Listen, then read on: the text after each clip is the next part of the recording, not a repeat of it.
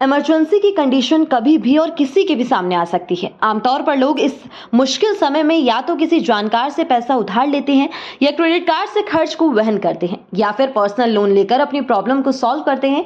लेकिन इस तरह की किसी सिचुएशन में आप ओवरड्राफ्ट फैसिलिटी का भी सहारा ले सकते हैं। ये कई मायनों में लोन के कंपैरिजन में बेहतर साबित हो सकता है। ये सुविधा आपको गवर्नमेंट और प्राइवेट दोनों बैंकों में आसानी से मिल सकती है। ओवरड्राफ्ट फैसिलिटी बैंक से मिलने वाली एक फाइनेंशियल फैसिलिटी है। इसे ओवरड्राफ्ट लोन या ओडी भी कहा जाता है। इस सुविधा को लेने के लिए आपको पहले बैंक से अप्रूवल लेना होता है। अगर मंजूरी मिल जाती है तो आप अपने बैंक अकाउंट से मौजूदा बैलेंस से ज्यादा अमाउंट भी निकाल सकते हैं। कर्ज के तौर पर लिए गए अमाउंट को एक फिक्स्ड पीरियड के अंदर ब्याज समेत चुकाना होता है। ओवरड्राफ्ट फैसिलिटी के तहत मिलने वाले अमाउंट की लिमिट क्या रहेगी, ये बैंक तय करते हैं। ज्यादातर bank current account, salary account और फिक्स्ड डिपॉजिट पर यह सुविधा देते हैं। तो तमाम लोगों के मन में ये सवाल होता है कि क्या सैलरी अकाउंट पर ओवरड्राफ्ट का फायदा लिया जा सकता है? तो उसका जवाब है हाँ, लेकिन यह सुविधा बैंक की तरफ से आपका रिकॉर्ड देखने के बाद ही दी जाती है। इसके अलावा सैलरी ओवरड्राफ्ट को लेकर हर बैंक के अपने अलग अलग नियम होते हैं। कुछ बैंक आपके वेतन के 2 से 3 गुना तक ओवरड्राफ्ट फैसिलिटी देते हैं। वहीं कुछ बैंक महीने की सैलरी का 80 से 90% तक ही ये सुविधा देते हैं।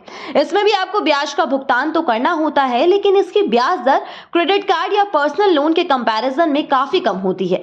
अब सवाल उठता है कि किन मायनों में ये पर्सनल लोन के कंपैरिजन में बेहतर ऑप्शन है? तो इसका जवाब है कि अगर आपको पैसों की जरूरत है, लेकिन जरूरी नहीं कि जितना पैसा आपने लोन के तौर पर लिया है वो पूरा खर्च हो जाए, तो इस स्थिति में ओवरड्राफ्ट पर्सनल लोन से बेहतर ऑप्शन साबित हो सकता है। वो इसलिए क्योंकि इसमें ओवरड्राफ्ट लोन के तौर पर बैंक से अप्रूव की हुई पूरी राशि पर ब्याज नहीं देना होता।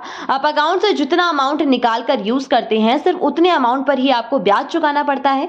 जबकि पर्सनल लोन पर एक बार आपने जितना ले लिया उस पूरी रकम को कैलकुलेट करके ब्याज देना होता है। जैसे कि अगर ओवरड्राफ्ट फैसिलिटी के तहत मिलने वाले अमाउंट की लिमिट बैंक की तरफ से 2 लाख तय की गई है और आपने सिर्फ 1 लाख रुपए ही इस्तेमाल किए हैं, तो ब्याज सिर्फ 1 लाख पर ही लगेगा।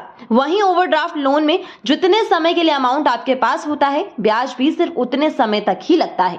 मतलब आप जितना जल्दी लोन चुकाएंगे, उतनी जल्दी किस्त के झंझट से मुक्ति पाएंगे। लोन जल्दी चुकाने के लिए आपको प्री पेमेंट चार्ज वगैरह भी नहीं देना होता, जबकि पर्सनल लोन को फिक्स्ड टाइम से पहले क्लोज नहीं कर सकते। अगर आप ऐसा करते हैं तो आपको उसके लिए प्री पेमेंट चार्ज देना पड़ता है। साथ ही एक फायदा ये भी है कि ओडी में आपको लोन लेने के लिए प्रोसेसिंग फीस वगैरह नहीं देनी होती, जबकि पर्सनल लोन या किसी दूसरे लोन में प्रोसेसिंग फीस भी देनी होती है।